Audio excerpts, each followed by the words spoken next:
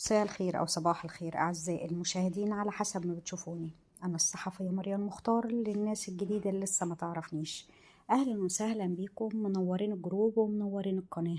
اللي لسه مشتركش في القناة ينزل يشترك ويفعل الجرس عشان يوصله كل جديد. لايك وشير وكومنت وسبسكرايب علشان نشوف بيان الداخلية بخصوص هديل الهادي.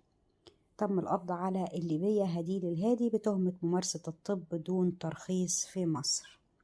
البيان بيقول: في إطار مكافحة جرائم الغش التجاري وملاحقة وضبط القائمين على ارتكاب تلك الأنشطة الإجرامية وكذا مروجيها بمواقع التواصل الاجتماعي، فقد أكدت معلومات وتحريات الإدارة العامة لمكافحة جرائم الأموال العامة قيام سيدة تحمل جنسية إحدى الدول مقيمة بدائرة قسم شرطة ثاني أكتوبر بمزاولة نشاط إجرامي تخصص في انتحال صفة طبيبة وإدارتها عيادة تجميل بدون ترخيص كائنة بالجيزة، والترويج لنشاطها الإجرامي عبر مواقع التواصل الاجتماعي.